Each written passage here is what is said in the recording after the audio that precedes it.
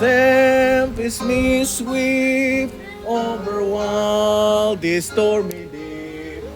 And Jesus, I'm safe evermore. Oh, come the Savior, He patiently waits, saved by His power divine. Come up for my soul in the heaven of rest, and save my beloved is mine. Come up for my soul in the heaven of rest, I still the white seas no more. The tempest is sweet over one stormy day, and Jesus I'm safe evermore.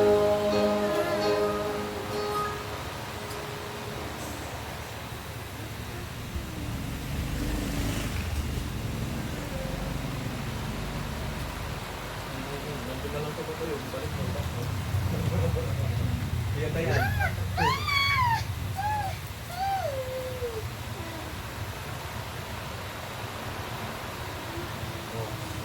Ulit. Apat lang. Ulit na yan. Kinataraan. Where's your shoes? Oh, look at your shoes.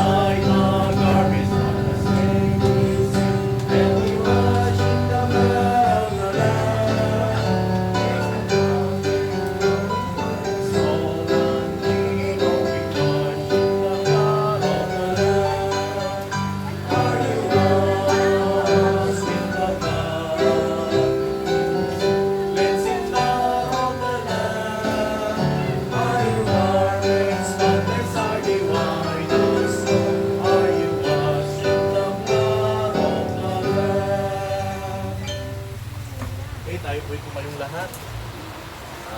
Hilingin po natin sa Rodal Tony para po tayo sa opening prayer.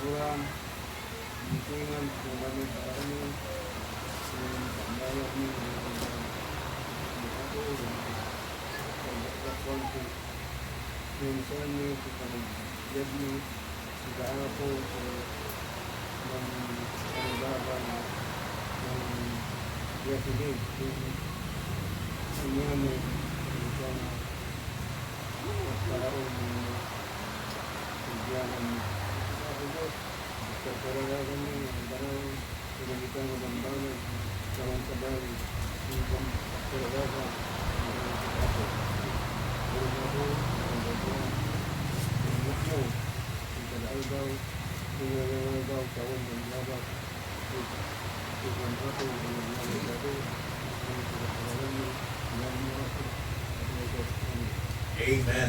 Okay, sige. Tayo po ay umupo. Tayo po ay mag-umpisa na. Hindi ko na nailagay yung ating topic dito sa ating sa ating pong PowerPoint.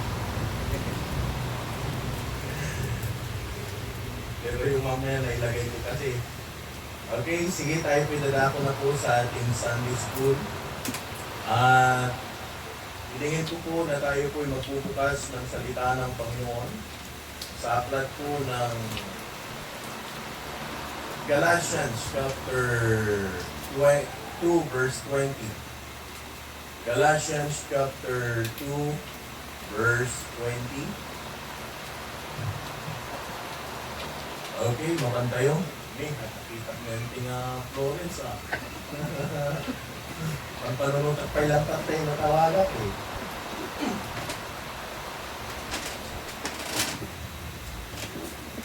Okay, Galatians chapter 2 verse 20. Ang sabi niya po dito, Unana, I am crucified with Christ, nevertheless I live. Yet not I, but Christ liveth in me. And the life which I now live in the flesh, I live by the faith of the Son of God. So gusto ko lamang po na pag-aralan po natin itong 4 lives to live. So merong 4 na kailangan isa pamuhay. 4 na buhay na dapat isa pamuhay. At makikita po natin dito sa buhay po, or dito po sa Galatians, verse 2, o chapter 2, verse 20, na ito po ay patungkol po sa kamatayan ng Panginoon. At ang sabi niya po dito, I am crucified with Christ, nevertheless I live. So, ibig sabihin, sa buhay ng isang Kristiyano po, sabi ko nga kagabi, kung tayo po ay nag-aral po sa ating prayer meeting, tayo po ay ipinako kasama ni Kristo. Kasi kung titignan po natin, nung tayo po ay nagsuko sa Panginoon, nung ating pong isinuko yung ating pong sarili, tinanggap ang ating Panginoon bilang ating Panginoon at personal na tagapagligtas, kasama na po tayo na ipinako ni Kristo sa krus ng Kalbaryo. Kasi kung atin pong pag-aaralan talaga, ang pagkapako ng ating Panginoon, dapat nga ang ipapako sa krus tayo eh. Pero dahil po sa pagmamahal ng Panginoon, doon po sa Romans chapter 5 verse 8, but God commended His love, dahil sa pagmamahal ng Panginoon, niya tiniramid na. Imbis nga na tayo tagsakripisyo, isunan pinagdugsa para kada tayo. So tingkastahan dito niya, idinawat tayo ni Kristo, itibiyag tayo, at naadaan tayo ni Kristo, itibiyag tayo.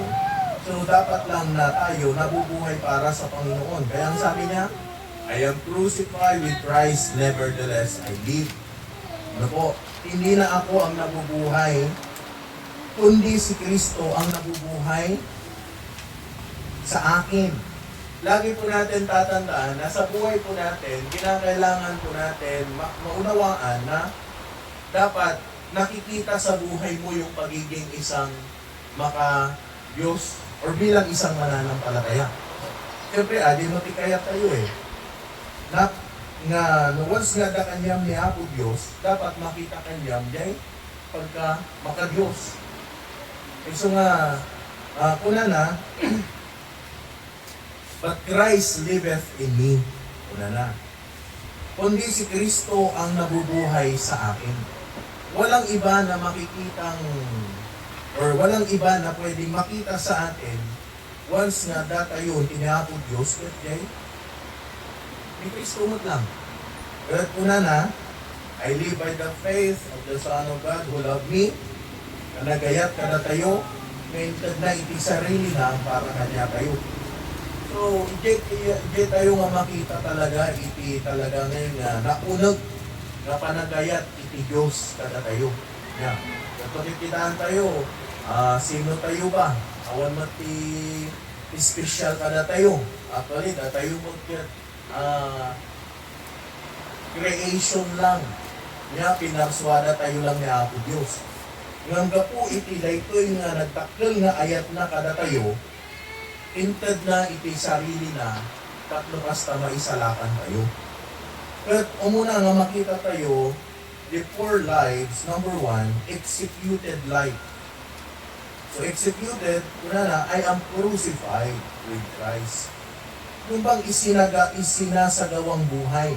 Siyempre, pag sinabi natin na ako ipinako kasama ni Kristo, when Christ died, I died. Kaya sabi niya, I die daily. Sabi niya, ano pa yun, pasanin mo ang krus araw-araw. Ganun tayo eh. Naging kabahagi tayo ni Kristo, or maging kabahagi tayo ni Kristo sa anumang hirap na atin pong mararanasan or nararanasan. So nga ko na in Romans chapter 6 verse 1 to 5, what shall we say then? Kuna na. Ano nga ba ang ating sasabihin? Pagpapatuloy baga tayo sa pagkakasala upang ang biyaya ay makapaspanagana? Sabi niya, so shall we continue in sin? Tandaan po natin, nung tayo po ay ipinako kasama ni Kristo sa krus ng Kalbaryo, dapat lang na tayo po ay sumunod sa kung ano ang nais ng Diyos para sa atin. Kaya nga, yung buhay po natin, sabi niya, ay dapat nakasentro lagi sa Panginoon. So, the two thieves, doon sa krus ng Kalbaryo, merong dalawang ipinako doon. The one represent the people that accept Christ. Di ba? Nung matandaanan nyo, di may isang kuna na itingin ka. Kung ikaw ang totoong Diyos, bakit hindi mo kaya iligtas ang iyong sarili? Isama mo na kami. Pero ano sabi po nung isa? Panginoon, alalahanin mo ako kapag ikaw ay nasa paraiso na. Ibig sabihin, kasama yung isa, represent the people that accept Christ. How about the others? Represent rejection. Kaya wag po tayong magtaka na dalawang klase lamang po ang tao dito sa mundo ito. Jay, manag-accept ni Kristo, pwede may sakot manag-reject. Kasi kita mo eh. Gusto nga no adat ibalak mo nga surwang manisuda, nyati ko nada, pasensya ka yun brother, busy ka no. Pasensya ka yun, tani, nadapay lang ang aramidon ni. Pero kung totoo, pwede namang saglit lang. Ano po? So, shall we continue in sin? Tayo po bilang mga Kristiyano, tayo ba magpapatuloy sa kasalanan? That grace be abound nas sa pagkakasala upang ang biyaya ay makapanagana? Huwag namang mangyari. Una na, tayong mga patay na sa pagkakasala, paano nga tayong mabubuhay pa rin yan? Ibig sabihin, tayo, mula nung nagkaroon tayo ng relasyon sa Panginoon, na ipako kasama ni Kristo, yung kasalanan, patay na tayo doon. Yung bang sin na magdadala sa atin doon sa kapamakan, patay tayo doon. Alangan naman na kahit Kristiyano ka na, sabi niya nga dito, that are dead to sin, live any longer therein, mabubuhay pa riyan. Patay na nga tayo sa kasalanan, nawala na nga tayo, inalis na nga tayo doon sa kasalanan na kung saan magdadala sa atin sa kaparusahan, babalik pa ba tayo? Kaya nga, maraming mga, sa social media, marami po mga nagsusulputan ngayon na kinukondem nila yung Once saved, always saved. Na pag tao, ikaw daw ay tumanggap, at which is yun naman po yung tinuturo natin, ang tanong ko lamang po, ang tanong, pag ikaw ba tumanggap kay Kristo, normal pa rin ba na magkasala tayo? Opo. Kasi, at tayo upay lang dito yung mabaging. Naawanan tayo, kumbaga, yung relasyon natin, nagkaroon tayo ng relasyon, mapupunta tayo sa langit, pero hindi pa rin po exempted yung ating physical na nagkakasala pa rin po tayo. Kahit nga pastor, magkakasala pa rin yan sa isip, salita, sa gawa. Walang exempted. Pero, ang isang bagay na makikita po natin dito, dahil nagkakasala ang tao, nakakagawa pa rin ng kasalanan, pag kahit ligtas na, ang tanong, nawawala ba ang kaligtasan pag nagkakasala tayo? Hindi. Kasi, binigay na sa iyo yung regalo ng Panginoon. Yun nga lang, wag nating gawing excuse yung bagay na yun para magkasala pa rin. Naunawaan niyo po ba? Ay, naisala ka na kutunan, amok mo nga langit, okay lang ang basbaso lang Hindi ganun Siyempre, ano sabi pa rin ng Bible, by their fruits, ye shall know them. Nalilaman mo sa kanila sa pamamagitan ng bunga. Alangan ba't nga siya tatanggap ni Dandan, nagsigputak na tao, tapos ni Dandan pasaway. Nga nga, hindi, anak na nga tanay, kaya sa balik ugali naman. Baka haan siguro, ampun lang. Kasi, makikita nyo yung difference. Siyempre, kung ano yung nakikita sa anak, yun yung nakikita sa magulang. Ganon po tayo. Kaya pag ikaw ay ligtas, naipako kasama ni Kristo, dapat nakikita sa iyo yung pagiging isang mananampalataya. At ano sabi niya? Know ye not. O hindi pa ganinyo nalalaman na tayong lahat na mga nabautismuhan kay Kristo, Jesus, ay nangabautismuhan sa kanyang kamatayan? Hello? Pag sinabing nabautismuhan kay Kristo, hindi yung water baptism yung pinutukoy dito. Kasi hindi naman siya about sa water baptism. Pag baptism kay Jesus Christ, ito yung pagtanggap mo kay Kristo Jesus. Na nung tinanggap mo si Kristo sa buhay mo, nabautismuhan ka spiritually. Naunawaan niyo po ba? At anong sabi niya dito? Baptized into Jesus Christ, were baptized. Sabi niya, into his death. Kaya ang baptism, nakarelate pa rin, related pa rin ito doon sa pagkamatay, pagkabuhay na managuli ng ating Panginoon. So, baptized, kasama ni, into Jesus Christ, were baptized into his death. Kaya dapat maunawaan po natin ang kamatayan ng Panginoon ay mahalaga. Verse 4, therefore we are buried with Him by baptism unto death. So tayo, nangabautismuhan tayo, not only sa spirit or tama, but doon sa tubig. At His death, that like as Christ was raised up from the death by the glory of the Father, even so, we also should walk in newness of life.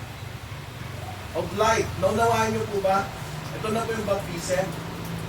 Na ang bautismo, hindi tulad doon sa pagkamatay, pagkabuhay, or pagkalibing at pagkabuhay ng ating Panginoon.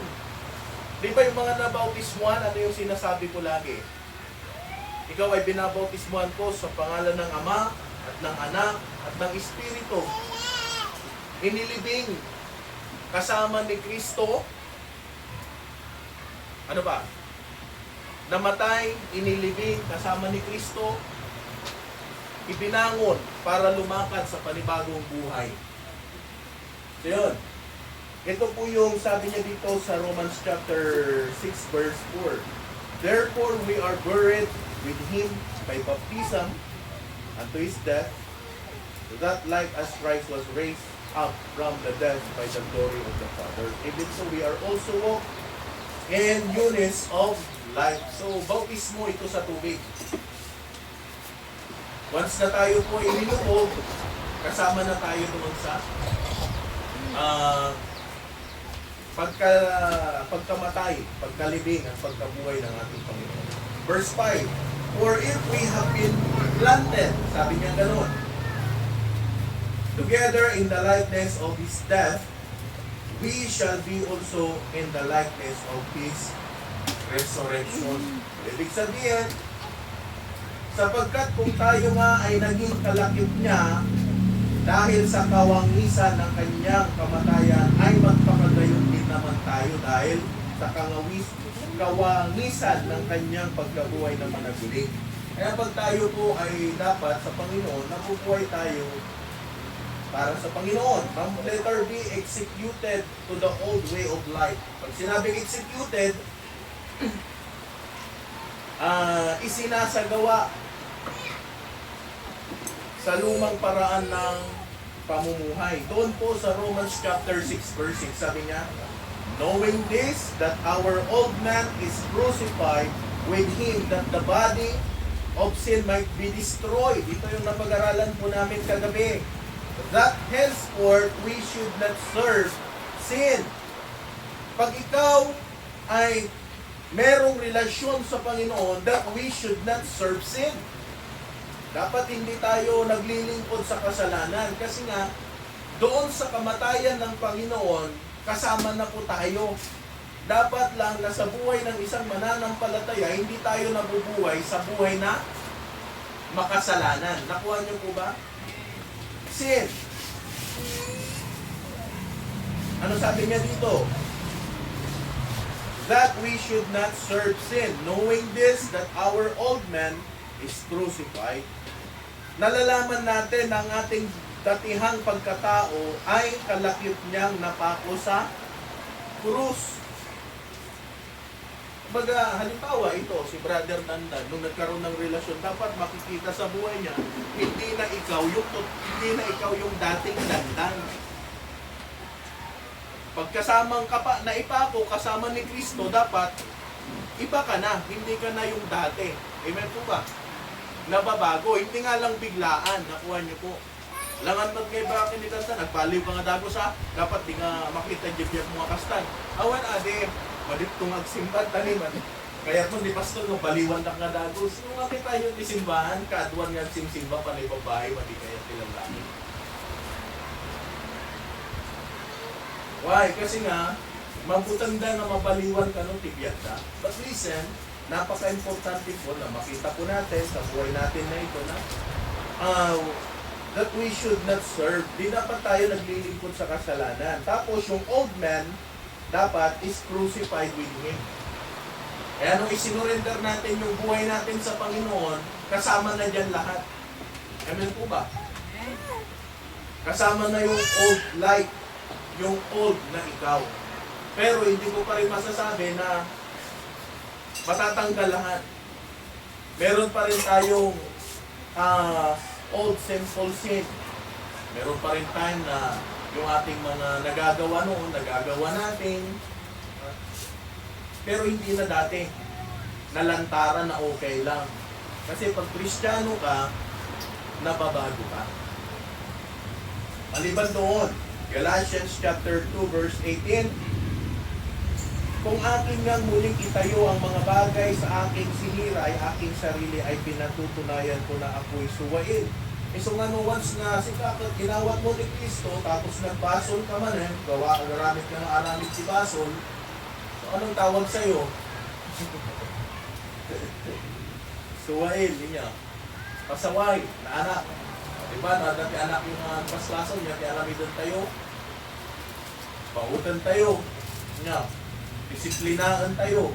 Kasi mali tayo isuta nga at biyang iti sinabasol. Nya pa letter C, executed self. Ibig sabihin, pag executed self, not I, but Christ. Ibig sabihin,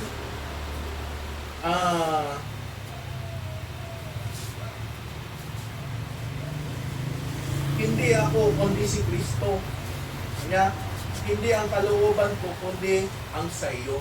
Kaya mula nung tayo po ay nag-surrender ng buhay, nagkaroon ng relasyon sa Panginoon, dapat sino ang dapat nating sundin? Ang sarili o ang Panginoon? Noon. Siyempre, sabi nga ng Panginoon sa Kristo not my will but thine. Gardasan na yun, pero anong sabi niya pa rin? Not by will but thine. Hindi ang aking kalooban, kundi ikaw ang masunod. Saan ka nakikita na, tatay, anak ka, gusto nga dapat siya lang masurong niya. Ganun ba? Kaya nung bata ako, pag ako, nagpapasaway sa magulang ko, pag nagagalit ang nanay ko nun, ang sinasabi niya sa akin, kaya't mo, pagsukat ka lang ang tinagan. Yeah. Tawaray siya klangan ti anak mo, kasi katinanan ko. Yan sige, brother, nasabi na pa yun sa'yo. Nagkitatan mo niya, kaya't mo, sukat ka lang ang tinagan.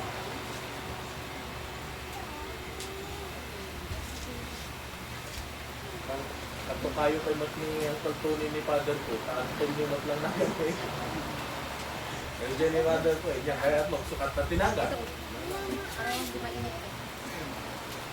So, hindi ang kalooban, not my will, but thine. Amen po ba? Ang totoong ligtas, hindi nasusunod ang sarili, kundi ang nasusunod ang Diyos. Amen? Kasi pag ikaw ay isang anak talaga ng Panginoon, hindi mo na mapapangarapin na anak ka na ng Panginoon, gusto mo pang magpasaway sa Panginoon. So, hindi po tayo dapat nabubuhay sa ganung buhay. Amen? Ano pa? Yung isa nakikita natin dyan. Paul said, doon po sa 1 Corinthians chapter 15, verse 31, ano sabi niya? I die daily. Akalain mo yun? I die daily. A dead person never retaliates. Tama. Ibig sabihin, ang isang patay ay kailanman hindi na gumaganti. Siyempre, pag patay na, nakakita mo ay natay nga tao at hindi binaot mo at binaot na ka man. Yeah. Siguro no, dakas dyan, tumaray kayo man. Hindi nakait na dyan natay nga ikat, bigla nga binaot mo at bigla nga binmahon, tapos binaot na ka man, titimaray ka. Maputang ka kasi abay nga bumahuntay lang tinatay. I die daily, sabi niya. A dead person doesn't get out of the grave. Yeah. Ti may isang tao nga natayon, di nga bumangbangon ng jay. Kuna tayo nga libingan. Nakakita kaipun-pun na lang hindi tatay. Bigla nga napan binisita dapat. Adakas jay. Kaya ko na jay. Ada ngamin ngayon inapan i-days last week. Na pastor. Manong tibayad na ti panagkaralan kanya ito. Di kami yung pagpabayad. Kararagan may kano dyan na tayo, tabarin kano mapanjilangin. Siyempre, paawatan, naiintindihan naman natin kasi ganon sa pananampalataya nila. Pero pinatulan ko, pero hindi ko sinihil kasi hindi naman natin gawain yun. Ang purpose natin is para maturuan sila ng kaligtasan. Pumunta ako doon, first night, Sunday dito, di ba? After natin dito, buwi kami ng hapon, start kami. The following night, nag-service kami, dumating yung apo niya, panganay sa apo. Sabi ng apo niya, nandito po ako, nakauwi ako ngayon. Kasi hindi mo ako tinitigilan. Inihila mo yung pako, jay guy-guyunan ka nung jay saka na jay natay. But ikaw mo no niya te ang katawa. Siyempre di ko na pinalata. At alam ko naman na tayo, hindi naman tayo naniniwala sa ganon. Ikaw mo lang ni Tantan, bagla nga datag ko yun sa kanan, mamati ito na iyo. Pero, tandaan po natin, a dead person doesn't get up. Ano po? Out of the grave. Or, a dead person, hindi na po siya, did not, or never retaliates. Hindi na siya gumagalaw. Uray mo, dalam day ta. Hindi na yan gaganti sa'yo. Patay na yan eh. So, ibig sabihin tayo, namatay tayo kasama ni Kristo. Kaya ano sabi ni Pablo doon sa 1 Corinthians, I die daily. Araw-araw nararanasan niya yung kamatayan. Amen? Ibig sabihin, nararamdaman niya na siya, kasama ni Kristo, namamatay siya sa kahit anong klaseng buhay nararanasan niya bilang Kristiyano. Alam niyo po kung ano yung pinakamatindi doon? Na habang siya nangangaral, pinipersecute siya, na nais siyang patayin, na nais siyang bugbugin, at alam niyo pinakamahirap pa doon, yung bang buhay niya, talagang inilaan niya na sa Panginoon. Hindi naman siya pwedeng lumaban eh. Kaya nga nung binabato siya ng mga bato, ng mga kasama niya, hindi siya gumaganti. Bakit? Alam niyo kung bakit? Kasi nga po, yun yung buhay niya dati. Nung siya po ay hindi pa mananampalataya, pinapatay niya yung mga Kristiyano. Ibig sabihin si Pablo, pag sinabi niya, sige patayin mo yan, papatayin niya. Ganun eh. Nakakalungkot lang na maraming mga Kristiyano ngayon ang hindi pa rin kaya na magsakripisyo para sa Panginoon. Ano pa? Executed to the world. Galatians chapter 6 verse 14.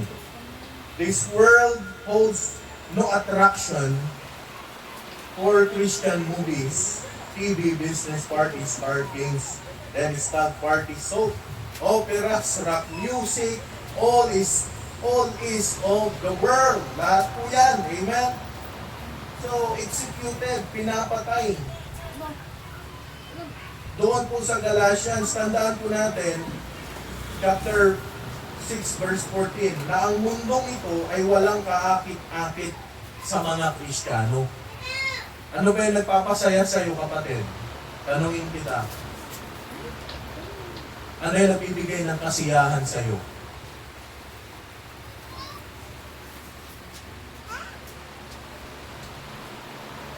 Mga young people natin, umaten sila eh.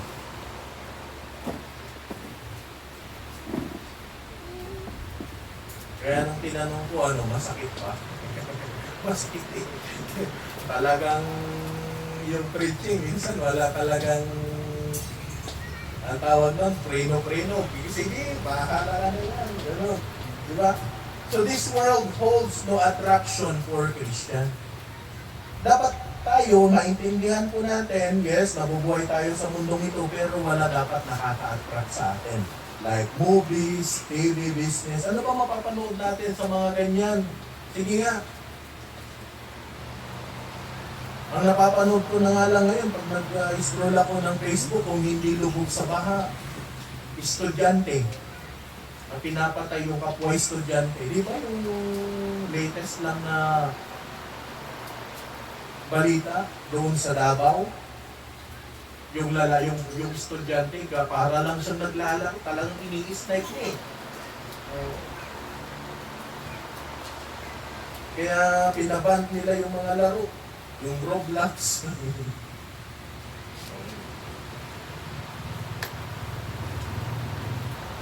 Hindi rin mga yata, mahilig maglaro ng Roblox eh.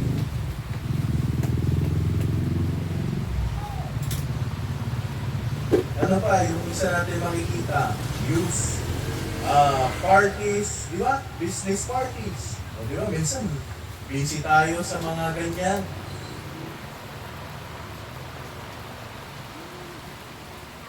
Ano pa?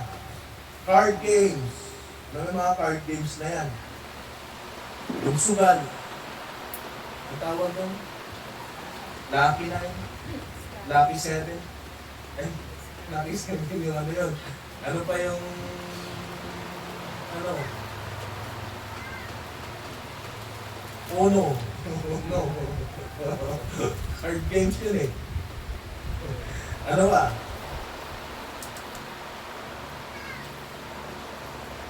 soap operas. Card games, top parties, soap operas, di ba yung mga drama? Rock music, yung mahilig sa rock music. Di ba nung tayo hindi ligtas, mahilig tayo doon? Yung dati nung panahon namin, ano yung mga gusto namin na tugtog noon? Yung mga Bon Jovi,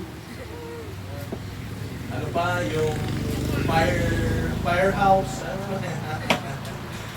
pa yung mga gusto namin na kanta noon? Yung mga Beatles, di ko na naabutan yun eh. Mga 80s na yun eh. And then, kahit anong kanta sa sanlibutan ito. Ano pa? All is of the world. Lahat yan ay sa mundo. Amen? Kasuotan. Kaya kung ano yung mga nakikita natin, napapanood natin, yun yung ginagaya natin. Amen?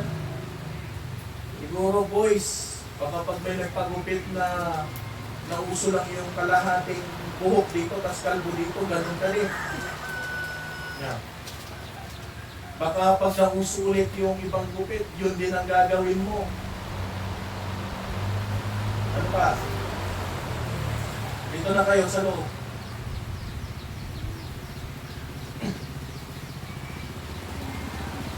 And marami pa na pwede tayong, marami pa pwedeng makapagkikayat sa atin. Amen? Ano ba yung mga pwedeng manghikayat sa atin sa mundo? Na kahit tayo minsan may naiinganyo tayo. Ha?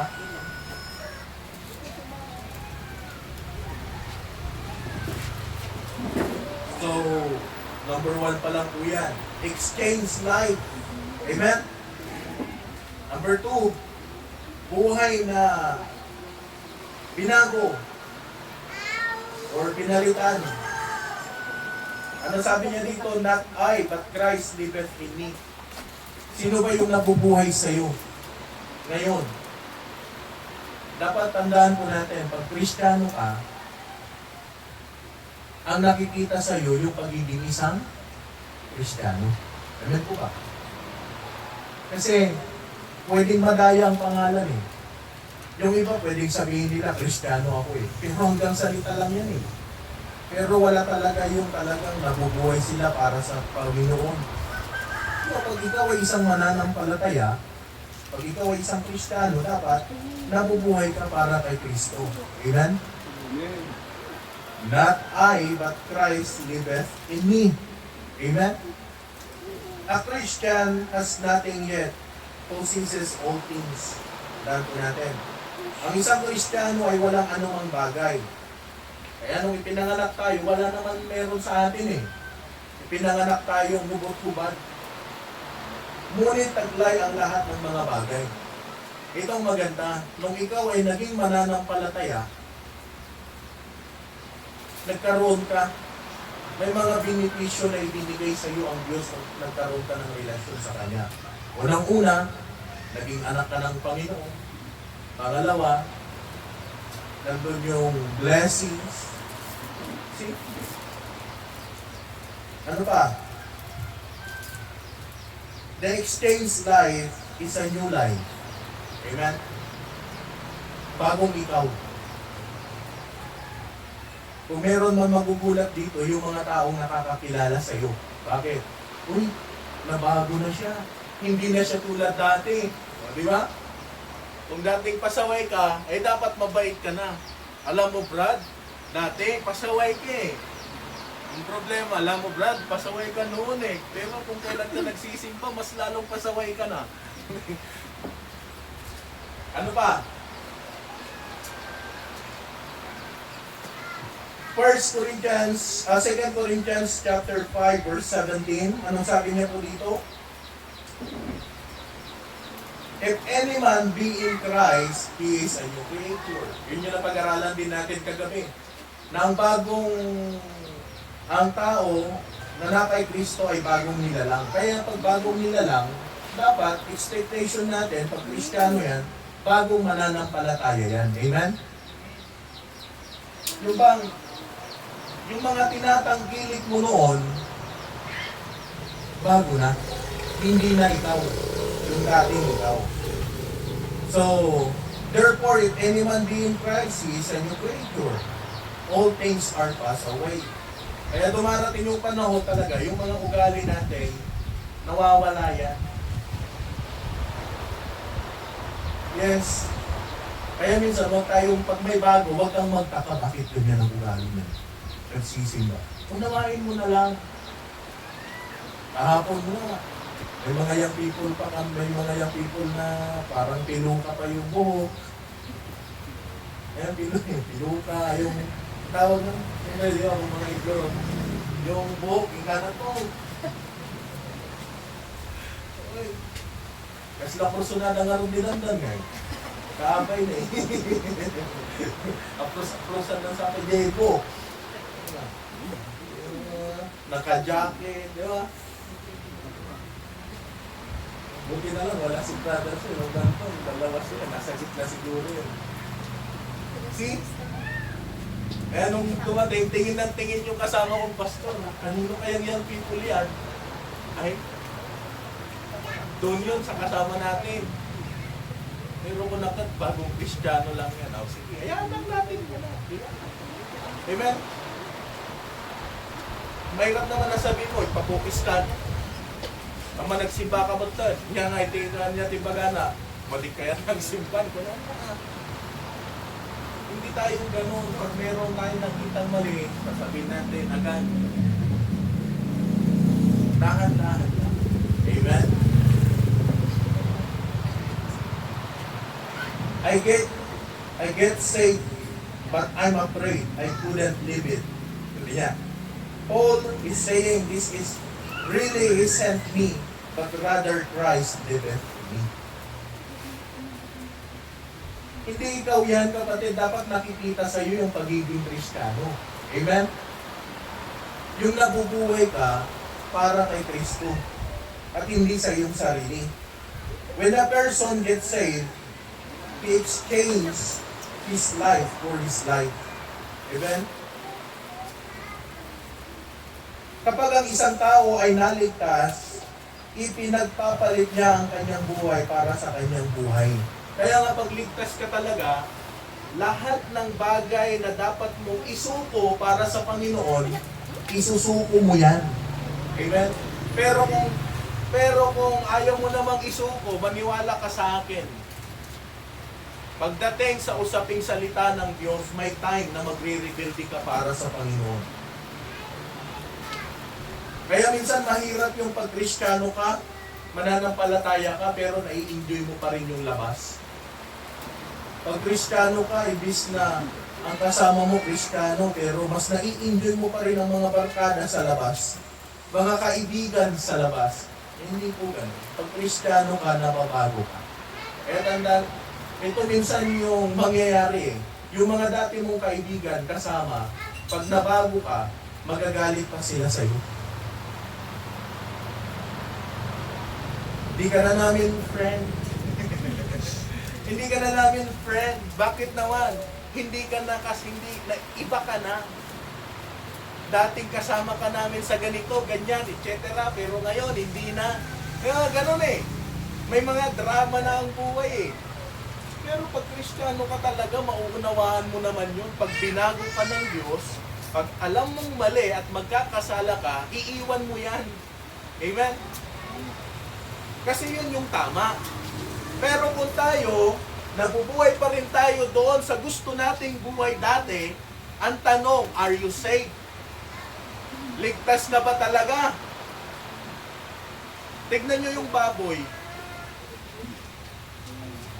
Kahit anong bihis mo, or kahit anong ligo mo, babalik at babalik saan?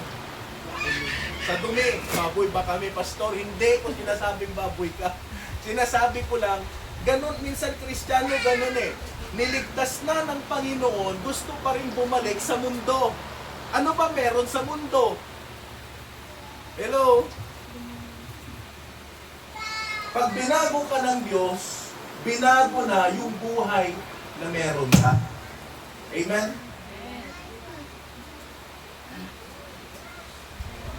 Pero may pagkakataon pa rin na meron pa rin ugali tayo, pero normal lang yun eh. Ang mahalaga, malaki yung makikitang pagbabago sa'yo. Amen po ba? Amen. Mahirap na, pag sinabi ko na pag Kristiyano ka, na bago ka na lahat, eh mamaya, mamaya, nagmura ka pa.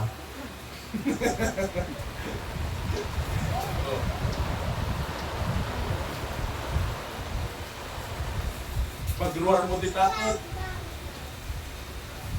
nung lalaki na ko, sinta man. May pagkakataon pa rin naman na ganun tayo minsan. Pero mas maganda kung wala na yun. At kung meron man yun minsan, old nature po yun eh. May time pa rin na nung makaungot ka ngayon ka, talaga mat. Todo. Ilang mo nag-anugakan pasuro ka, kapilitan na bumalis ka ba? Well, ganun talaga. Kahit yung anak ko, minsan yung panganay namin, minsan malaking, ano yan eh, challenge yan eh. Yung mga young people na iba sa akin, nakita nila ako, paano ako nagalit nung kay Jeremiah, talagang kulang na lang, buti na lang, walang PSWD. Talagang stick ko kat marunot. Nga mangisanak lamang ng bawat tipo. Kaya minsan old nature pa rin eh. Pero, ang sabi ko ng Bible, if any man be in Christ, is a new creator. Dapat malaki. Malaki ang pagbabago sa buhay ng isang mananampalataya. Amen? Empowered life. By the faith in the Son of God, or by the faith in the Son of God. Empowered life, binigyan tayo ng kapangyarihan sa buhay po natin sa pamamagitan ng ating what? Pananampalataya sa Panginoon. Ano sabi po ng Matthew chapter 28 verse 18? Sabi ng Panginoon sa Kristo, all power is given. So lahat, ibig sabihin, walang labis, walang kulang. Kaya doon natin mapapatunayan talaga na si Kristo ay, ano siya? Diyos. Hindi lang siya tao. Nagkatawang tao siya, pero 100% God. Kaya bago siya pumunta sa itaas, sabi niya doon sa Matthew chapter 28 verse 18, and Jesus came and speak unto them, saying, all power is given unto me. Walang labis, walang kulang.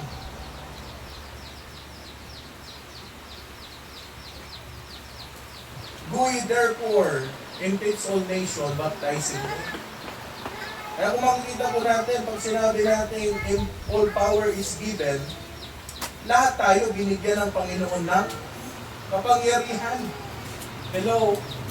Hindi superpower na parang si Spider-Man or si pangalan nun, Superman. Pag sinabi natin power, hindi rin ito yung sa kilikili. Pag sinabi natin power, yung bang kapangyarihan na ma-overcome lahat ng temptation sa mundong ito. Amen? Kasi pag wala tayong katagumpayan sa buhay, tayo yung pinakamiserable Kristiyano dito sa mundo ito. So all power is given.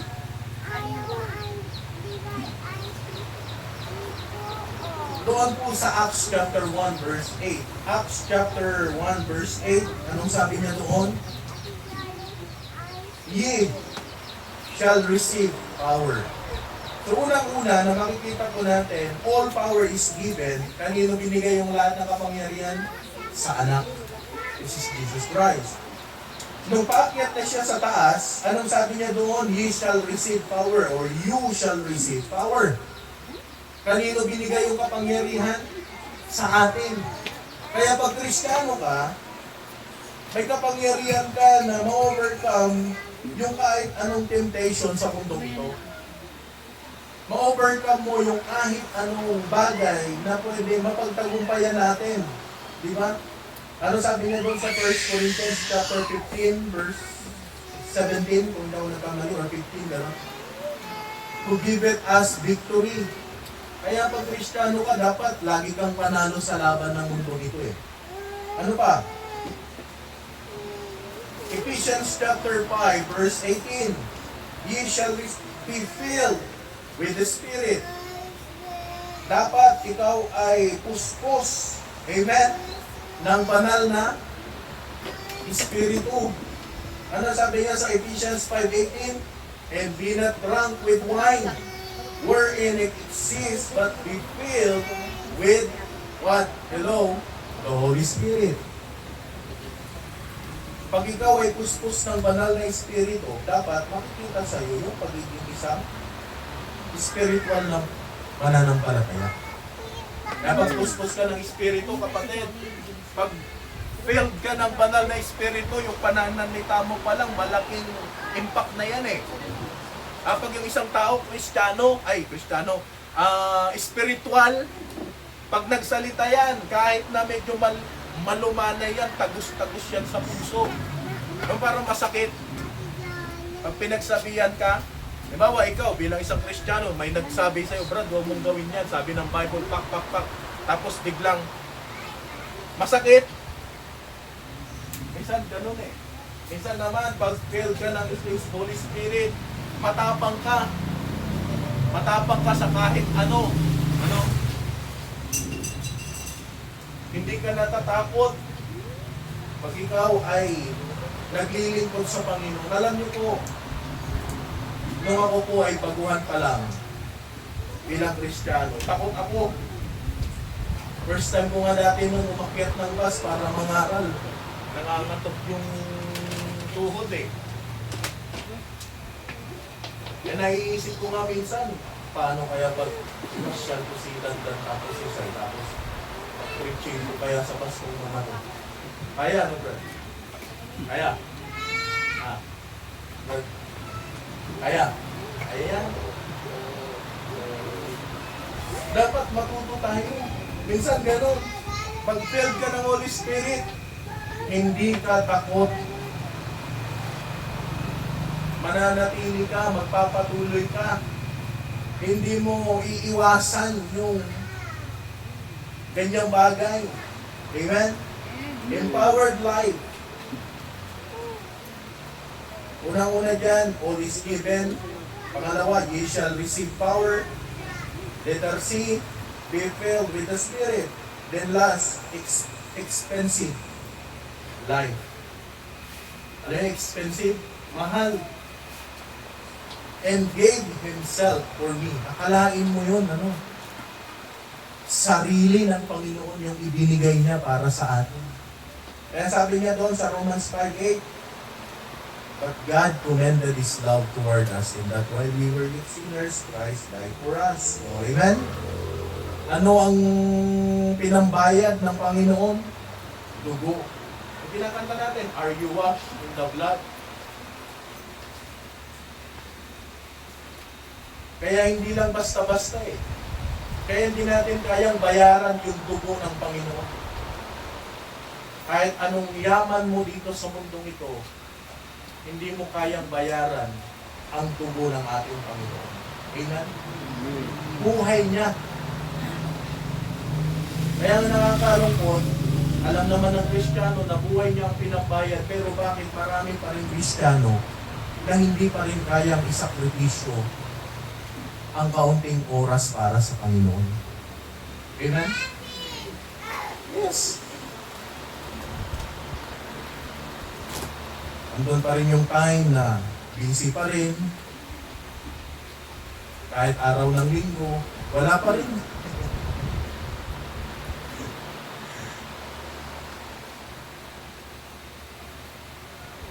Hindi pa rin kayang isakripisyo ang oras para sa Panginoon.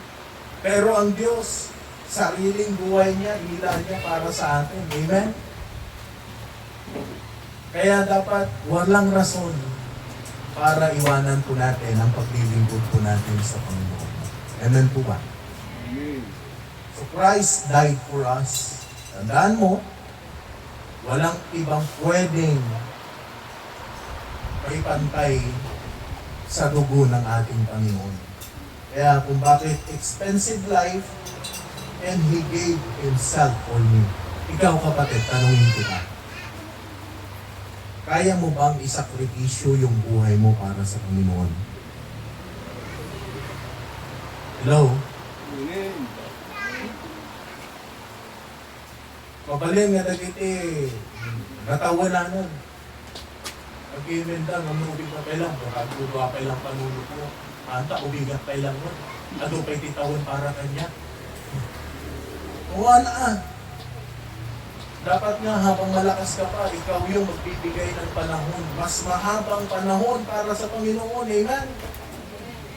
Kasi ang nagkakaedad na, papalapit na yung araw sa kanila. Hindi ko nang sinasabi niya. No offense ha. Pero ang realidad ng buhay, kung sila nga, naglilingkod sa Panginoon kahit meron ng nararamdaman, ikaw pa kaya na habang bata pa lang, malakas pa, minsan hindi mo pa naibibigay yung buhay mo para sa Panginoon. And then, sasabihin natin, mahal kita Panginoon, pero pag sinabing time, oras, ang hirap pa rin ibigay para sa Panginoon. Amen?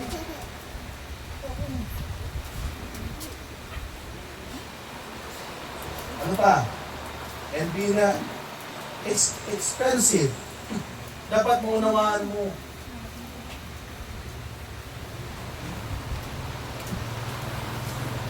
Kung meron mang dapat ilaan ang oras para sa Panginoon, dapat ilaan mo yung pinaka-best mo. Amen? God commended His love toward us, and that while we were yet sinners, Christ died for us. So dapat, yung buhay na meron ka, inilaan mo yan para sa Panginoon. Amen? So, yun po yung ating napag-aralan ngayon. I am crucified with Christ, nevertheless I live. Tayo po ay manalangin. Let's pray. Ama naming Diyos, muli nagpapasalamat po kami sa araw na ito. I pray, Lord, na tulungan niyo po kami, lalong-lalo na po sa amin pong pagpapatuloy ng aming pong worship. We pray, O God, na ikaw po ang sumitaas sa aming buhay, Panginoon. Ama, pinupuri kayo namin, pinapasalamatan. Ikaw po ang siyang maitaas sa aming buhay. At dalangin po namin, O Diyos, natulungan niyo po kami, maging sa aming pong mga patugawain. Ikaw po ang siyang maitaas sa aming buhay. Pinupuri kayo namin, pinapasalamatan sa pangalan ng aming Panginoon Kristo. Amen. Sige po, awit po tayo ng isa. Tawagin po natin yung ating pong tagapagpaawit.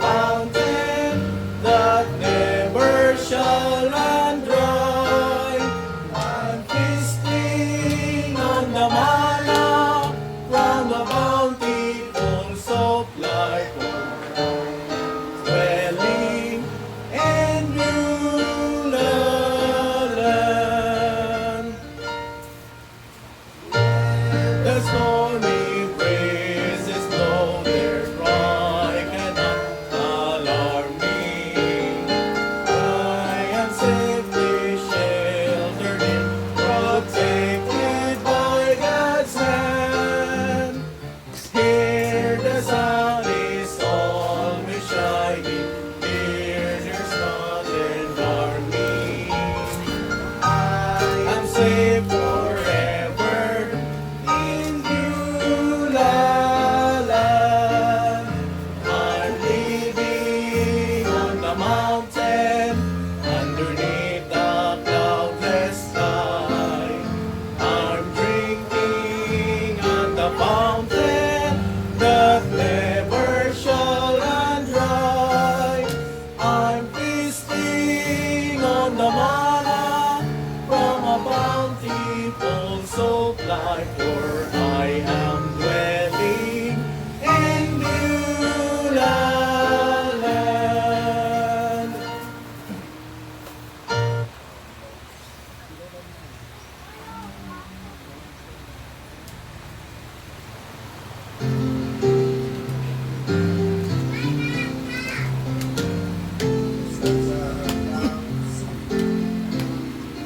I'm so glad I'm a part of the family of God. I've been washed in the fountain, cleansed by His blood. Join years with Jesus as we travel this side. For I'm a part of the family of God. You may notice when see brothers and sisters around her. It's because we're a family, and those folks are so near.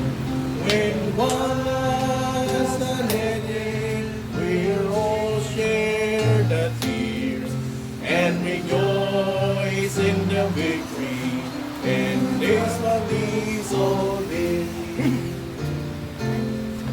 I'm so glad I'm a part of the family of God. Amen.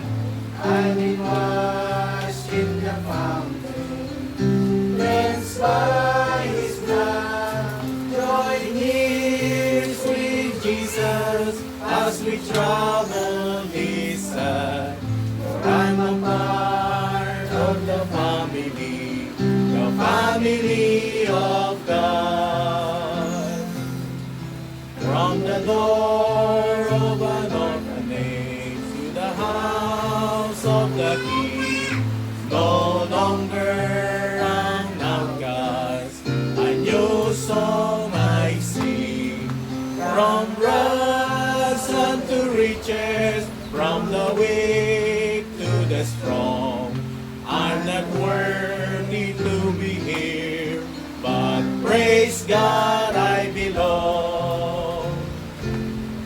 I'm so glad I'm a part of the family of God. I've been washed in the fountain, cleansed by His blood. Join years with Jesus as we travel this side. For I'm a part of the family of God. I'm so glad I'm a part of the family of God. I've been washed in the fountain, cleansed by His blood. Join hands with Jesus as we travel this side. For I'm a part of the family of God.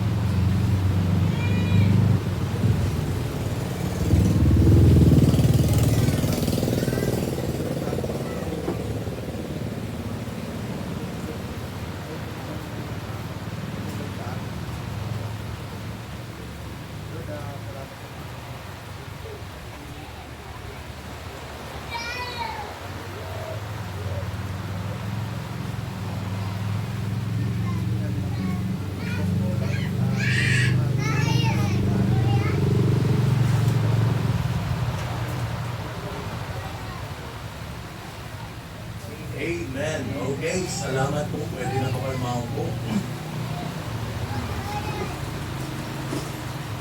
Saan si Jeremiah? Papuntahin dito, dito umupo.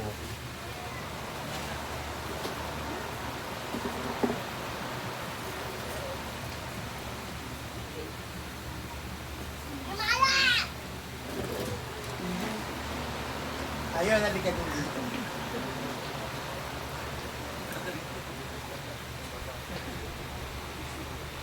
Dito ka.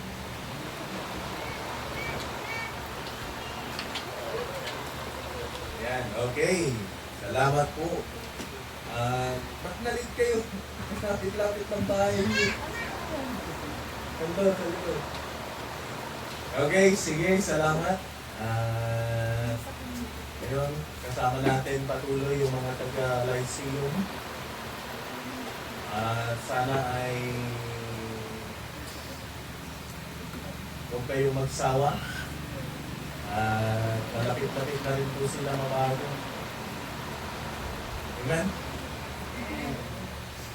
Kaya masanay na kayo. Huwag kayong mahiya. Dapat pag nandito kayo, dapat medyo makakapal ang mukha natin. Katama. Kasi merong makapalang mukha sa mali. Nakuskol yung rupang ko na dapat.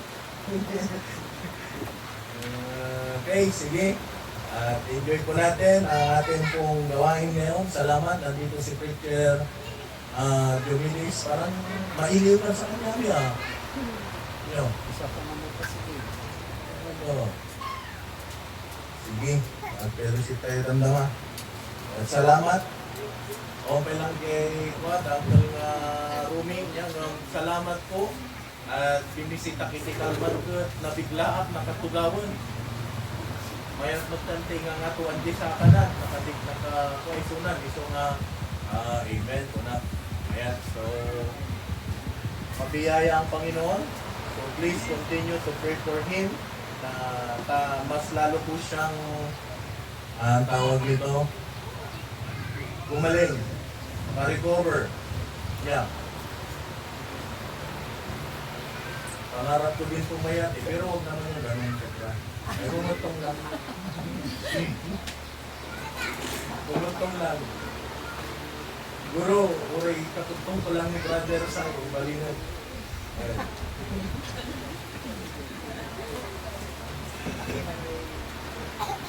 Pero malayo ata sa katotohanan. Okay, so salamat. Saan ba si brother ka? Abang ano, yan din na yan. Parang okay, sige.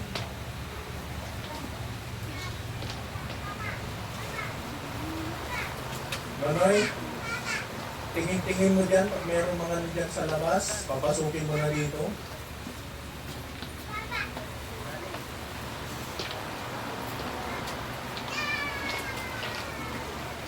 Basta yung mga bata, tignan mo lang, huwag lalabas ko.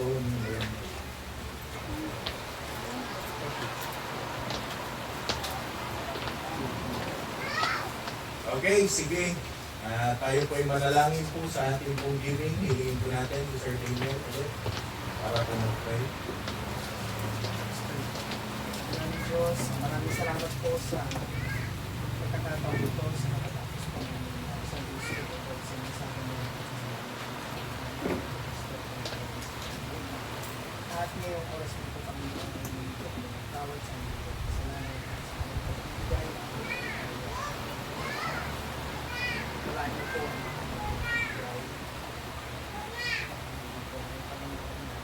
bless mo po ang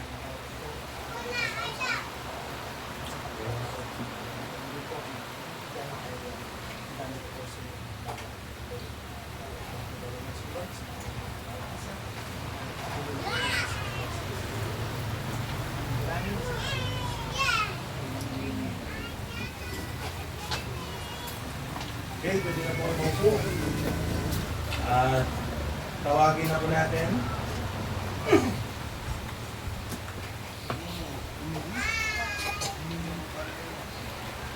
Yung maawit.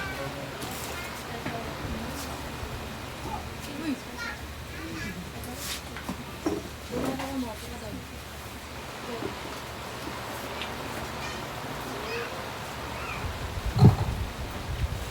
Hello. Yun, hello.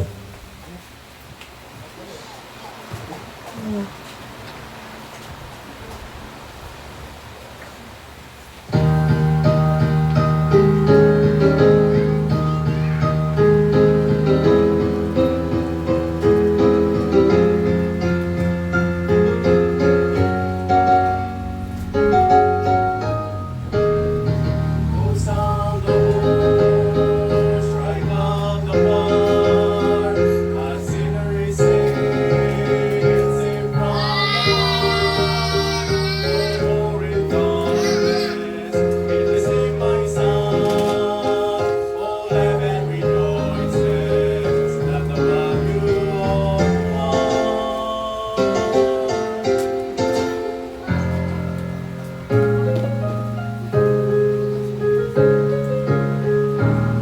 Could it be that up in heaven, God is sitting on his throne, anticipating another sinner will soon become his own? Years of wasted living and years of toil and strife are just about to be over as we save the gift of life. Go sound the horn, strike up the blood, a sinner is saved from the bar. No more in darkness, if you save my son, all heaven rejoices at the value of one.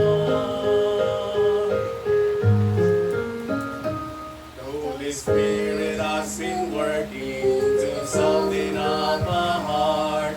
All he needs is a willing servant to simply do his part. If you imagine up in heaven, the joy there is that day, as the sinner bows his head to pray, can you hear the Father say, go sound the horn, strike up the blood, a sinner is saved from the bar.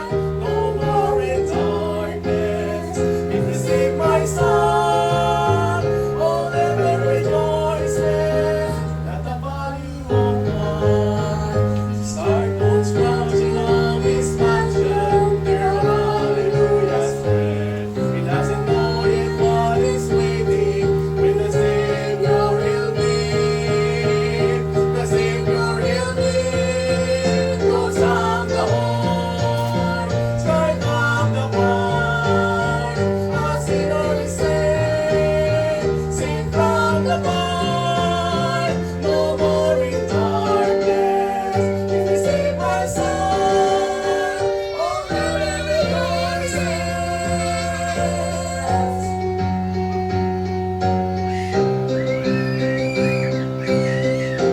That's the value of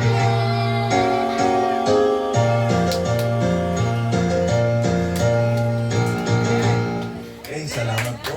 Tawagin po natin yung choir.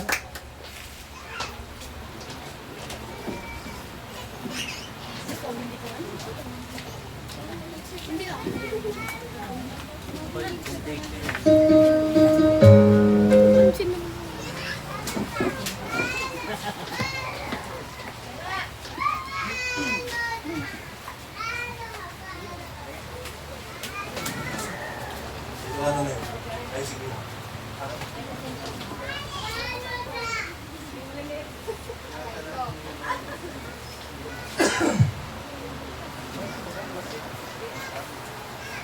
Dito ka, ano? Brother, no? Siguro, kahit yung ka.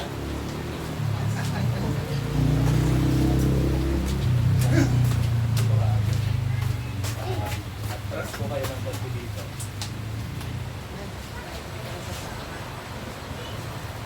Ayun, no? Dito ka, brother ka.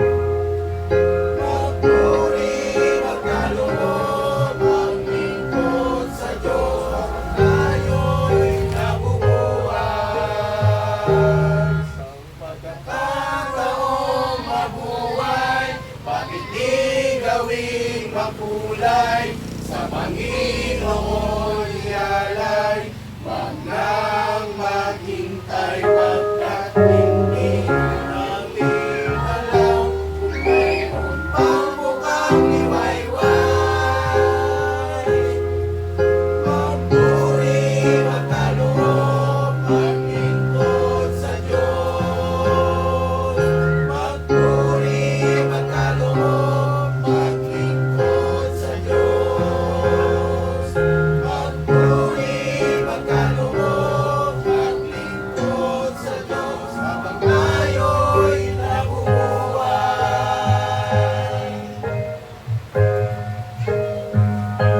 Isang pagkakataon.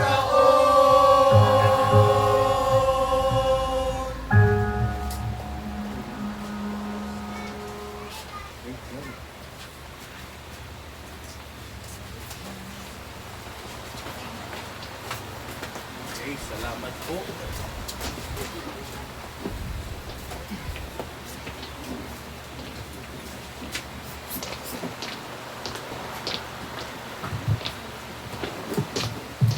Hello, amen. So, salamat.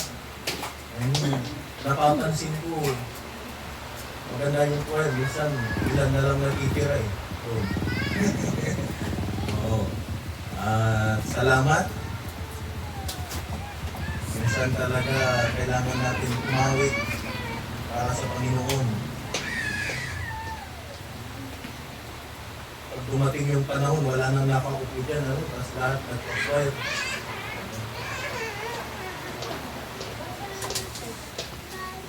Okay, so salamat sa nandito ulit kasama natin ni Auntie Florence.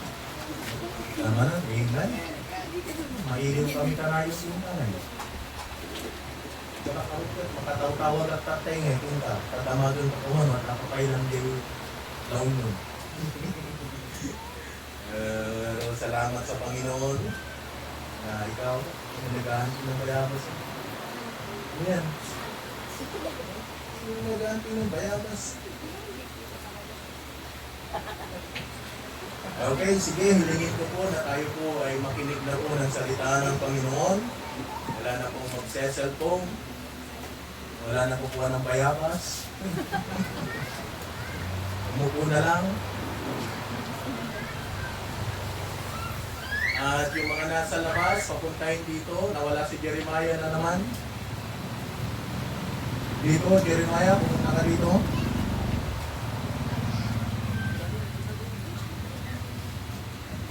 Si Galen, asan si Galen? Dito, huwag masanay sa labas. Mga may anak lang doon. Pero kung pangarap nyo, doon na kayo na. Okay, sige, tayo po ay pupunta na po dito sa ating pong nag-aaralan ngayon.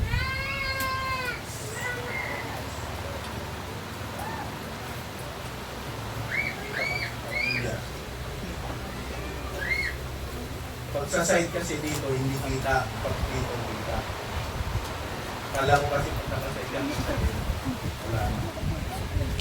Okay, sige. Buksan po natin sa Matthew chapter 11, verse 28 hanggang 30. Tayo po ito ngayong lahat bilang pag-respeto ng salita ng Panginoon.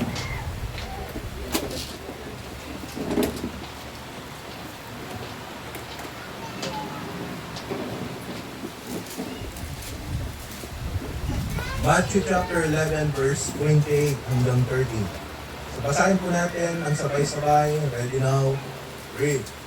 Come unto me, all ye that labor and are heavy laden, and I will give you rest. Verse 29. Take my yoke upon you and learn of me, for I am meek and lowly in heart, and ye shall find rest unto my souls. Verse 30. For my yoke is easy and my burden is light. Tayo po ay manalangin na manaming Diyos. Salamat Panginoon sa umaga po nito. Salamat po sa iyong mga salita namin pong nabasa. Dalangin po namin ang patuloy na pangunguna. Iligyo po kami, tubuhan. Dalangin po namin Panginoon na kayo po patuloy na magbigay Panginoon ng encouragement sa buhay po ng bawat. Salamat po na marami. bawat sa kasalanan namin nagawa sa pangalan ni Kristo Jesus. Amen. Pwede na po kayo maupo. Okay, so ang ating pong pag-aaralan ay ang title po nito, Are You Tired Spiritually? Amen? Are you tired in serving God? Sino ba sa atin yung pagod na naglilingkod sa Panginoon? Jeremiah.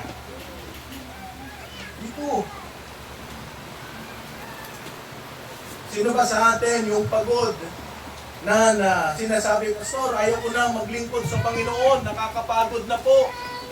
Sino po sa atin yung makakapagsabi ng ganyan? Tandaan po natin, as a Christian, normal po sa atin na mapagod minsan. Amen? May time na minsan ayaw natin na maglingkod sa Panginoon. Dumadating sa time na ayaw natin na maging consistent sa ating paglilingkod sa Panginoon. But Christian, anong sabi po ng Bible sa Matthew chapter 11? Come unto me, all ye that labor and are heavy laden. Minsan napapagod tayo dahil meron tayong bigat na nararamdaman sa buhay. Minsan napapagod tayo dahil may mga problema tayo. Minsan napapagod tayo dahil yung mga expectation natin minsan hindi po lumanating sa ating buhay. But kapatid, ang sabi po ng Bible, come unto me, all ye that labor and are heavy laden. Yung mga may bigatin na dinadala sa buhay, lumapit sa akin. Ang nakakalungkot sa panahon po natin ngayon, na kahit ang dami na pong problema sa buhay, hindi pa rin nagawang lumapit sa Panginoon. Yung iba naman kung kailan may mabigat na problema, saka lang naaalala ang Panginoon. But listen kapatid, ang nais ipakita ng Diyos sa buhay po natin, na every time na tayo po ay merong mga nararamdaman sa ating buhay, always come to the Lord. Amen? Come unto me all ye that labor. Normal lang na mapagod sa buhay Kristiyano. Normal lang na tayo magsawa minsan. But never quit. Amen? Huwag tayong uminto sa paglilingkod sa Panginoon. Sapagkat ang nais ng Diyos para sa atin, magpatuloy. Na kahit napapagod ka na, nananatili ka pa rin na naglilingkod sa Panginoon. Na kahit ang dami mo nang nararanasan na bigat sa buhay, nandiyan ka pa rin na nagpapatuloy sa Panginoon. Na kahit ang dami mong mga daladalang mga obligasyon, responsibilidad, nananatili ka pa rin na naglilingkod sa Panginoon. Ang tanong, are you tired spiritually? Pagod ka na ba na maglingkod sa Panginoon? Pagod ka na ba na umawit sa Diyos? Pagod ka na ba na gawin yung mga responsibilidad mo sa gawain ng Panginoon? Alam niyo po, may mga panahon din na minsan, napapagod din po kami. May mga panahon na kung minsan, hindi namin nagagawa yung mga responsibilidad po namin, mga obligasyon po namin. Pero hindi po namin inisip or kayang gawin na umalis sa gawain ng Panginoon. Alam nyo, ito na nga lang yung magbibigay ng kasiyahan sa atin. Yung paglilingkod, mawawala pa tayo. Amen. Na kahit mainit, may sakit, kinakapos, nawawala, nagpapatuloy. Kasi ang talagang dahilan kung bakit po tayo iniligtas ng Panginoon, yung maglingkod tayo. Ang Panginoon hindi napagod na iligtas tayo sa krus ng Kalbaryo. Kanina napag-aralan po natin, I am crucified with Christ. Ang Diyos kaya niyang isuko lahat para sa iyo. Pero minsan sa atin, nasasabi natin sa sarili po natin, pagod na tayo. Pero ang Diyos hindi kailanman napapagod sa buhay na meron ka. Imaginin mo, araw-araw nagpapasaway tayo sa Panginoon, pero ang Diyos hindi nagsasawa na i-bless ka. Araw-araw, hindi tayo nagiging matapat sa Panginoon, but still, palaging binibless ka. Pero minsan tayo, pag makapagreklamo sa Panginoon, sasabihin natin, Lord, parang ayaw ko na. Lord, parang pagod na ako. Lord, parang ang bigat na ng buhay ko, parang walang nangyayari. Listen, huwag mong tignan agad yung resulta. Tignan mo yung kung meron ka talagang nagagawa sa Panginoon. Kasi pangako ng Panginoon, come unto me all, ye that labor and are heavy laden. Pag ikaw ay pagod sa buhay, mas marapat na ikaw ay lumapit sa Panginoon. And I will give you rest. Bibigyan ka ng kapahingahan. Hindi masama magpahinga, kapatid. Amen? Huwag ka lang mag-quit. Kung pagod ka, gumawa para sa Panginoon, sige, relax ka lang, umupo ka lang muna, makinig ka lang muna. Pag okay ka na, sige, gawa ka ulit. Kilos ka ulit. Amen? Pero yung iba, napagod lang. Susuko na agad. Number 1, are you tired spiritually? Number 1, the danger of being tired. The danger of being tired.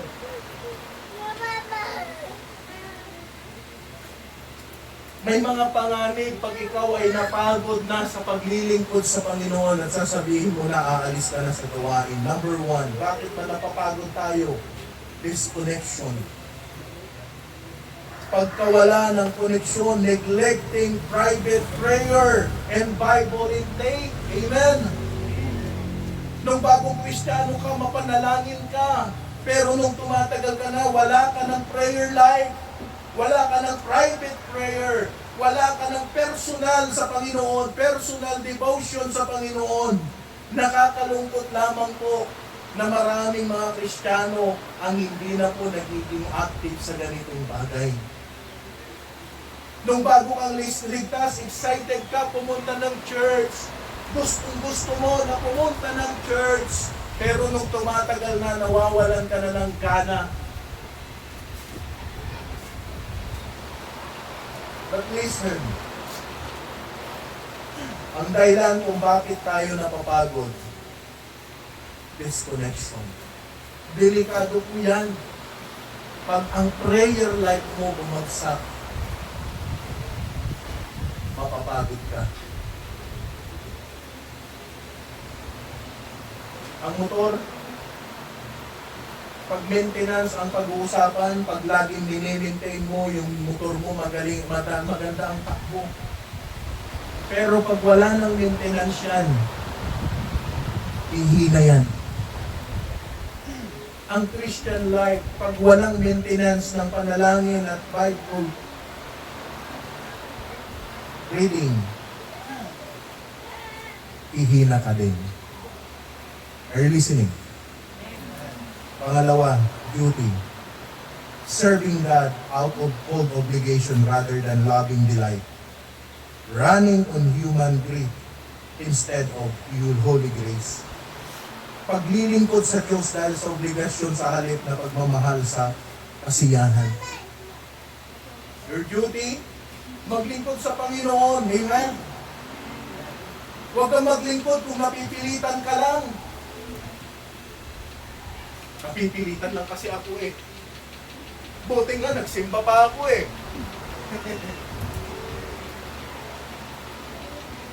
Ano yung lagi nating... Ayun.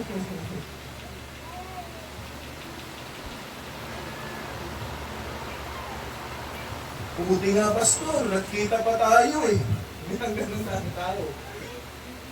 Amen? Amen po ba? Parang hirap nyo mapainin na.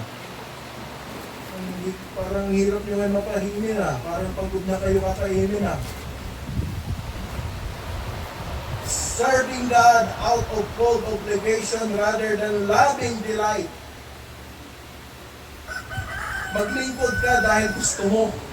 Hindi dahil napipilitan ka. Maglingkod ka dahil duty mo. Hindi dahil napipilitan ka. Amen? Number 2, letter C. Depletion. Constantly pouring into the lives of others without stopping to be refined by the Holy Spirit. Patuloy na pagbuhos sa buhay ng iba nang hindi humihinto upang makunan muli ang banal na Espiritu. Minsan, active tayo sa yung focus ng ating buhay sa iba. Walang masama. Kung meron ka na ibibigay na oras para sa iba, pero kung humihinto ka naman sa Panginoon, mali na po yan. Letter D, disappointment. Sino sa atin nakakaranas ng pagkabigo? Hello? Sino ba sa atin? Yung meron kang inaasahan pero hindi dumating. Hello? Marami. Amen? Yung inaasahan mo na sasagutin ka, hindi pala.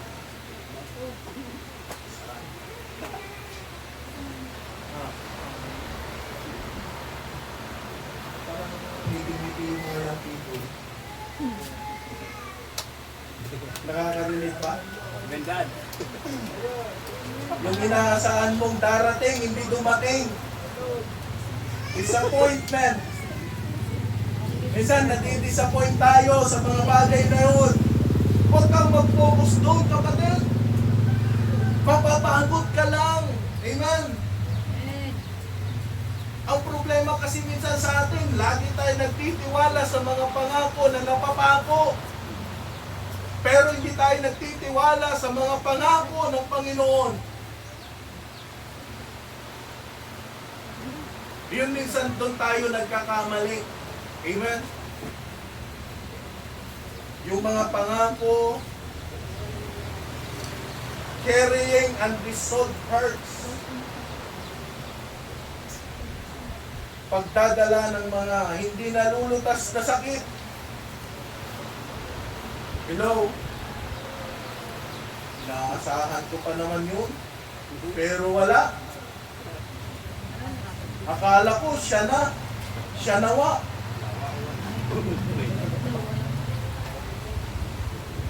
Bunak mo isunan, awan mo eh. Ganun eh. Parang may amoy na hindi maganda. Magaling dyan si Arnold maghanap eh. Magaling yan, maghanap si Arnold. Disappointment. An answered prayer that makes the heart sick. Hello? Nagpipray ka, Lord ganito, Lord ganyan, tapos biglang hindi dumating, hindi sinagot ng Panginoon.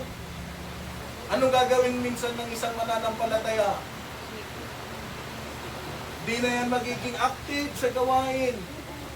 Magtatampo na yan sa Panginoon.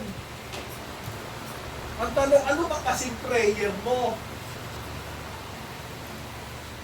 Baka naman kasi yung prayer mo nagpapalayo sa iyo sa Panginoon. Magpipray ka ng sasakyan, di ka naman marunong mag-drive. Magpipray ka ng eroplano, wala ka naman landingan. Imposible ba yun? Magpipray ka ng pera, ba may bagsakan ka ng Panginoon ng isang sakong tagpipiso. Kaya mo bang buhatin?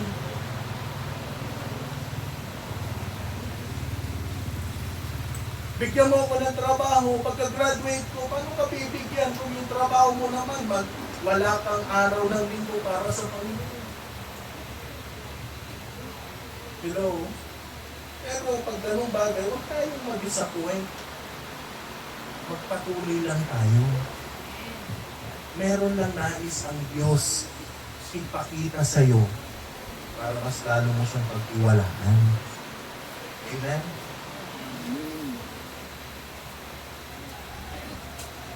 Hope deferred or deferred maketh the heart sick, but when the desire cometh, it is utterly light. Ang pagnanasa na nagluluwat ay nagpapasakit ng puso. Ngunit pagka ang nasa ay dumating sa punong kahoy, ay buhay. Amen?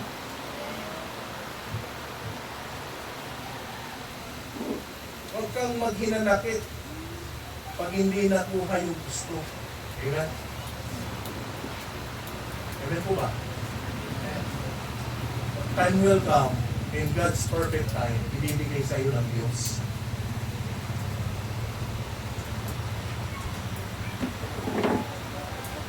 Distraction, pangamba, pagambala. Minsan maraming distraction sa buhay. Allowing the worries, noise, and fast peace of the world to crowd out quiet communion with God. Marami nakaka-distract sa buhay natin eh. Amen po ba? Yung mga nakikita natin sa paligid, yung mga nangyayari sa ating paligid, and sometimes marami pa. Young people, ano ba yung makaka-distract sa inyo? Love life na wala sa tamang panahon. Barkada na wala sa tamang isip. Nailalayo ka sa Panginoon. Ano pa? And others. Sa buhay Kristiyano, ano yung makaka-distract sa atin? Kahirapan. Minsan pag sahid ka, imbis na manalangin, mawawalan ka pa ng konsentrasyon eh. Nalala ko yung buhay ni Elijah. Wala siyang pagkain. Pero pinadala ng Panginoon yung uwak. May kwento ako narinig. Meron daw yung pastor, yung pamilya, maskin na wala, talaga as in wala. Naghahain yung pastor. Walang laman yung ang tawag nun, pinggan. Walang kanin, walang ulam. Mana, nakahain na sila ng panghapunan. Nag-pray yung pastor. Pagkatapos mag-pray, may kumatok. May nagbigay ng gatas. Ako ba narinig yun? Narinig ko na ba yun? May nagbigay ng gatas. Doon pala sa malapit. May nadisgrasya. Natumba yung sasakyan na maraming gatas. Binudbud na lang, imbis na kunin.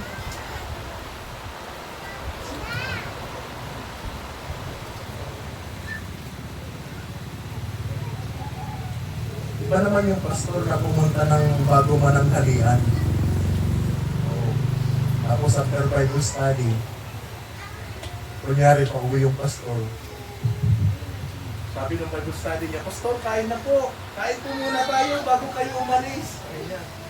Ayan, di ba? Tapos nung natapos ng kumain, umalis yung pastor. Kinatig muna nung babae. Pagtalikod niya, yung pusa. Nakita niya yung pusa, galit na galit.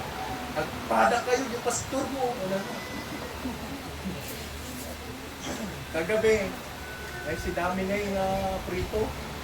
Napangus, nagadede. Adigay. Ikaw na ikatatoy.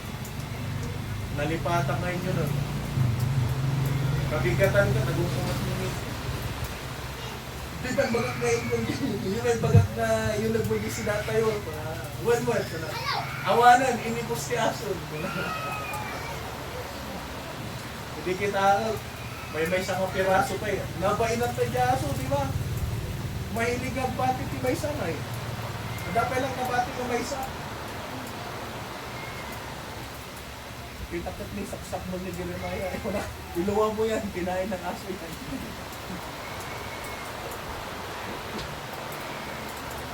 Sabi ko, ganun talaga, minsan nangyayari yung bagay. Distraction. Number 2, malapit na po tayo matapos. Are you tired spiritually? The decision to rest. Sabi ko, pag napagod ka, magpahinga ka lang. Amen? Okay lang yung rest. Huwag mo nang dagdagan muna ng peace. Rest lang muna. Amen? Ano sabi niya? Matthew chapter 11 verse 28, Come unto me all ye that labor and are heavy laden, and I will give you rest. Pag napagod ka na, magpahinga ka lang muna. Huwag ka munang kumilos. Mahirap din naman pag pagod ka, kumikilos ka, baka mahimatay ka pa. Mahirap yun. Overfatigue.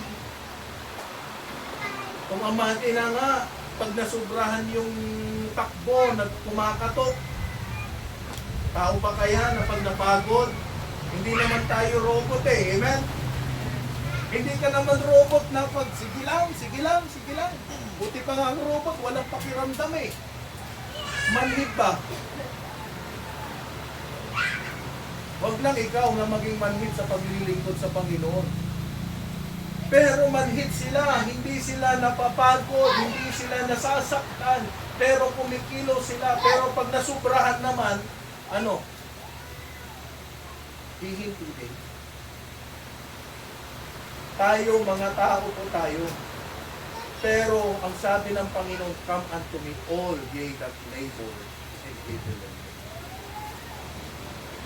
Verse 29, Take my yoke upon you. Amen? Pasanin ninyo ang aking pamatok and learn of me, for I am meek and lowly in heart, and ye shall find rest unto your soul.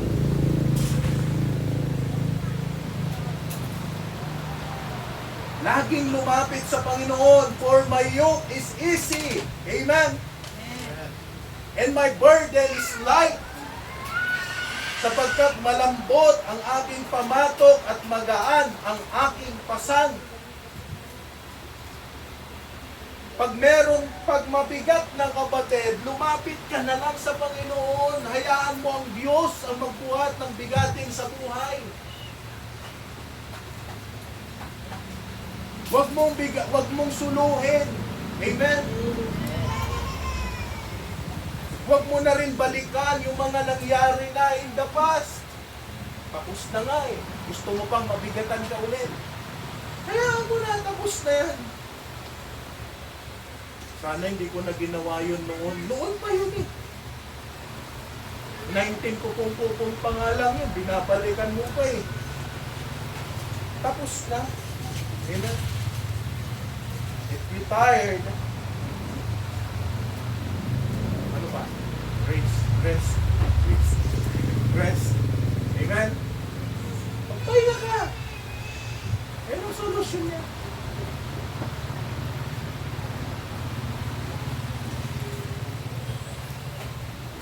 Ang pinakamagandang pahingahan, simbahan.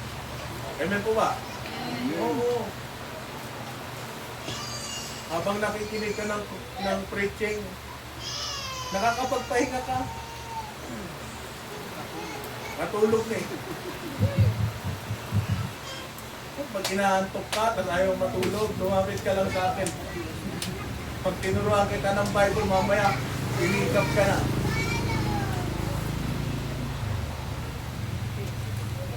The decision to rest. Don't quit Don't stop, then don't be stagnant. Amen? Huwag kang mag-quit. Pag nagpahinga ka, magpatuloy ka lang, umupo ka lang. Huwag kang tumigil. Kung pagod ka, mahalaga pa rin, nandyan ka, nakikita kita. Amen? But don't be stagnant. Pag nakapagpahinga ka na, kilos ulit, ministry ulit. Amen? Huwag ka lang ma-stuck sa kung ano ka ngayon. Dapat din, lumalago ka din. And the last, after 2 minutes, tapos na tayo. O 3 minutes. Are you tired spiritually? The deliverance from weariness. Amen?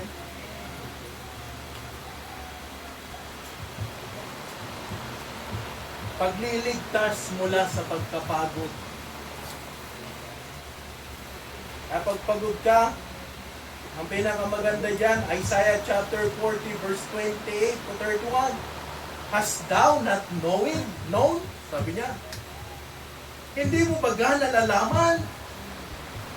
Hindi mo ba narinig? Sabi ng Bible. At walang hanggang Diyos ang Panginoon, at may lalang ng mga wakas ng lupa. Hindi nalalanta, hindi napapagod man, walang makatarok ng kanyang unawa. Verse 29, siya'y nagbibigay ng lakas sa mahina, at ang walang kapangyarihan ay pinanagana niya sa kalakasan. Malakas ka, ang Diyos ang nagbigay. Amen? Amen. I can do all things through Christ, which is strengtheneth me. Philippians chapter 1 verse 20. Tama ba? Kamali ako na. Philippians chapter 4.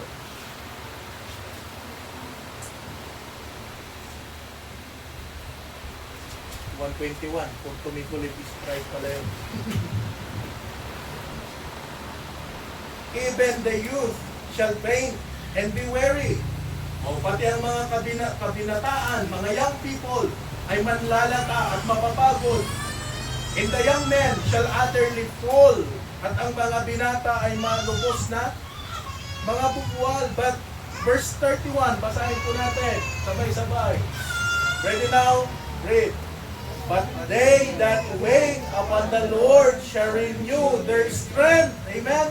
And shall mount up with wings as eagles. They shall run and not be weary, and they shall walk and faint not. Alam niyo kung ano yung kagandahan sa agila? Ilang taon ng agila bago mamatay? Ha?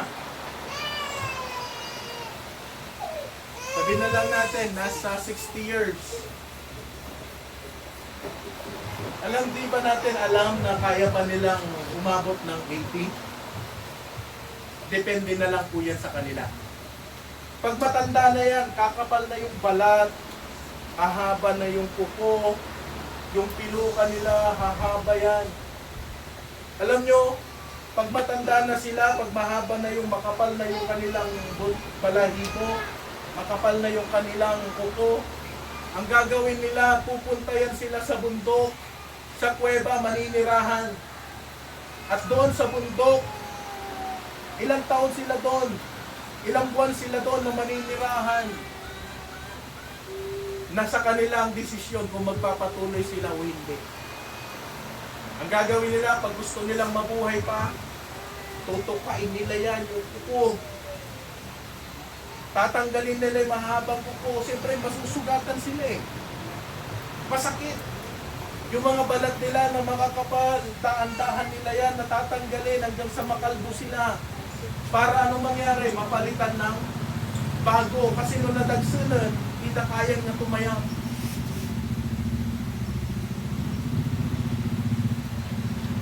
Pag yung kanilang bibig, pantuka, mahaba na,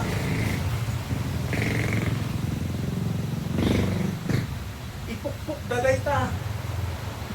hanggang sa masira, hanggang sa mapalitan ng bago. At kapag ginawa nila yon, anong sabi niya?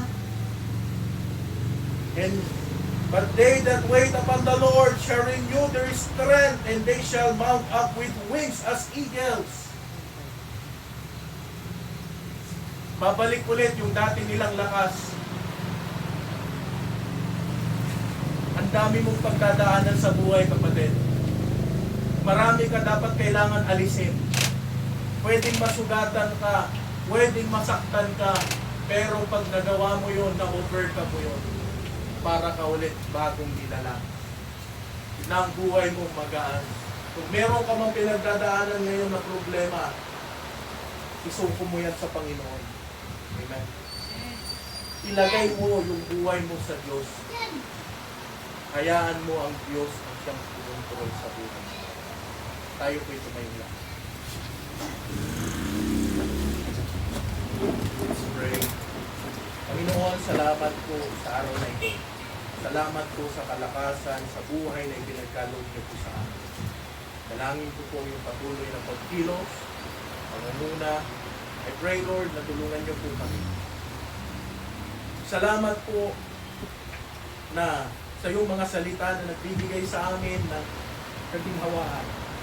Na kahit minsan kami po ay napapagod, nahihirapan, nabibigatan, salamat pa rin, Panginoon. Nandyan ka na patuloy na nagbibigay sa amin ng kaginhawaan. Tulungan niyo po ang iyong mga anak na ito. Dalangin ko po, nakausapin niyo po sila sa kanilang buhay, Panginoon. Dalangin ko po, na tulungan niyo po sila, O God. Dalangin ko po ng iyong mga salita ang siyang patuloy pa rin na manguna sa aming buhay, Panginoon. Wala po kami may pagmamayabang sa aming sarili. But Lord, help us. Mas lalo po kami maging active sa gawain. Salamat po ng marami, Panginoon, sa aming pansamantalang pag-iway-walay. Ikaw po ang manguna sa aming buhay. Tulungan niyo po kami na mas lalo pa po kaming maging mainit sa aming paglilingkod. Mas lalo po kami maging seryoso sa gawain na ipinagkatiwala niyo po sa amin. Salamat, Ama. Dalangin ko po ang mga wala ngayon, ang mga kapatiran. Tulungan niyo po sila. Nawa po kayong siyang makuna sa kanilang buhay. Paunawan niyo po sa kanila ang kahalagahan ng paglilingkod, Panginoon. Maraming salamat po, O Diyos. Muli, ikaw po, Panginoon, ang mag-guide sa amin. Maraming salamat po. Ibinabalik po namin lahat ng kapurihan.